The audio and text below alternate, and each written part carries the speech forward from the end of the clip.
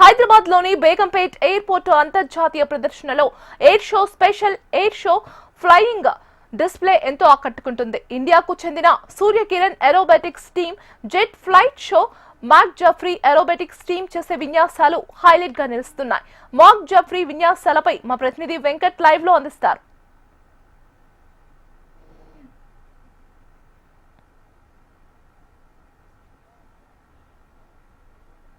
ఈ రోజు ఉదయం 10 గంటల నుంచి ఇండియన్ ఏవియేషన్ షో అనేది మొదలైందని చెప్పుకోవచ్చు. వింగ్స్ ఇండియా 2026 పేరుతో ఈ రోజు ఉదయం 11 గంటలకు ఈ ఎగ్జిబిషన్ ప్రారంభమైంది.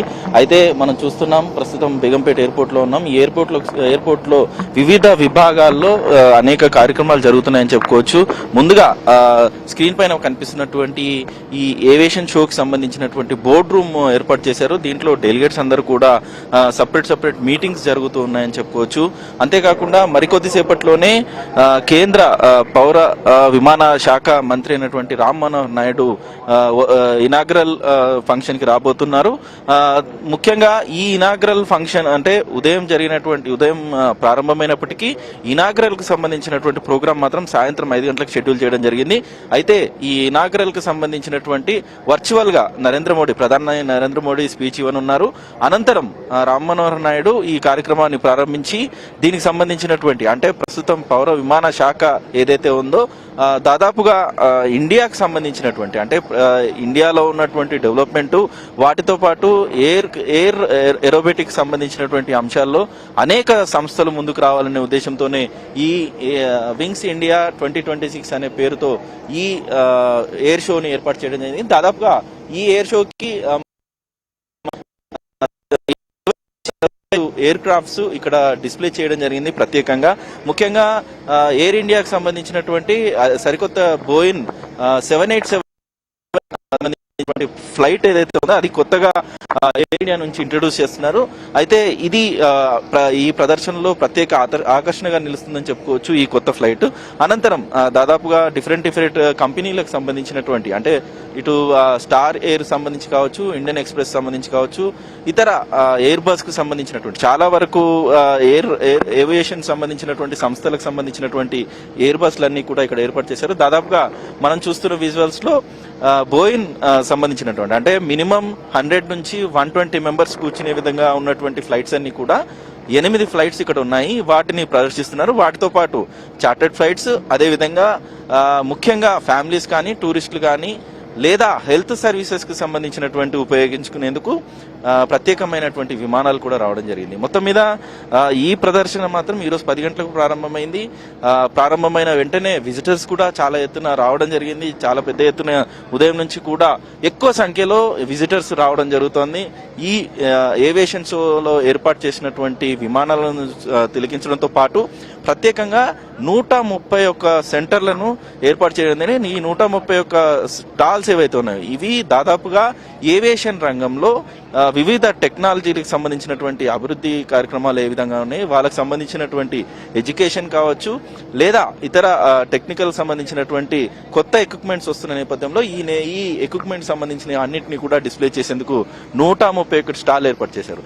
మరికొద్ది సేపట్లోనే మనం చూస్తున్న విజువల్స్ లో ఉన్నటువంటి ఇనాగ్రల్ ఫంక్షన్ కి రామ్ మనోహర్ నాయుడు అదేవిధంగా బట్టి విక్రమార్క చేరుకోనున్నారు. తెలంగాణ డిప్యూటీ సీఎం బట్టి విక్రమార్క మరియు రామ్ మనోహర్ నాయుడు ఈ స్టేజ్ ద్వారానే ఇప్పుడు ఇనాగ్రల్ ఫంక్షన్ ని ప్రారంభ స్పీచ్లు ఇవ్వబోతున్నారు. మరికొద్ది సేపట్లోనే ఇనాగ్రల్ ఫంక్షన్ స్టార్ట్ కాబోతోంది.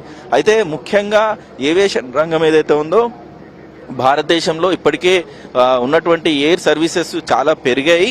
అందుకే వీటికి సంబంధించినటువంటి కొత్త సర్వీసులను ప్రారంభించడంతో పాటు విదేశాలతో ఏదైతే సత్సంబంధాలు మెయింటైన్ చేస్తున్నాయో వాటన్నిటినీ కూడా ప్రదర్శించేందుకు వాళ్ళకు సంబంధించినటువంటి ఒప్పందాలు ఏవైతే ఉంటాయో అవన్నీ చేసుకునేందుకు కూడా ఈ సదస్సు ఎంతగానో ఉపయోగపడుతుంది. అదేవిధంగా ఈ వింగ్స్ ఇండియా ఏవియేషన్ షో అనేది కూడా అగ్రిమెంట్లకు కావచ్చు, వీటికి సంబంధించి వాళ్ళన్నీ కూడా చేసుకునేందుకు కూడా ప్రత్యేకమైనటువంటి సెమినార్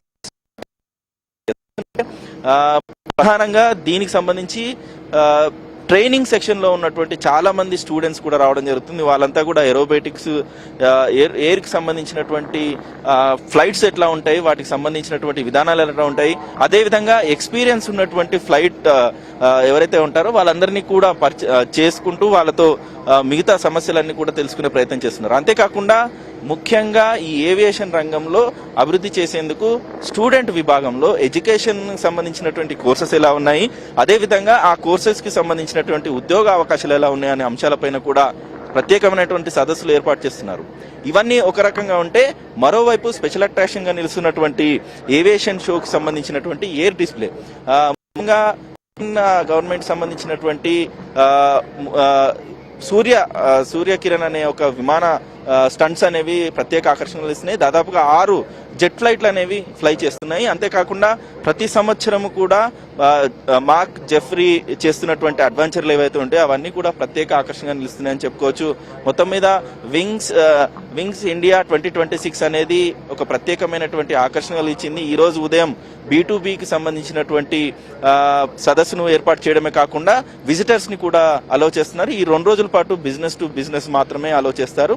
మరో 2 రోజులు దాదాపుగా 30-31వ తేదీలో సామాన్యులకు కూడా విజిట్ చేసేందుకు కూడా అవకాశం ఏర్పాటు చేస్తున్నారు. మొత్తం మీద వింగ్స్ ఇండియా ఏవియేషన్ షో మాత్రం ప్రత్యేక ఆకర్షణగా నిలుస్తుందని చెప్పుకోవచ్చు. Geethika. Right Venkat, thank you.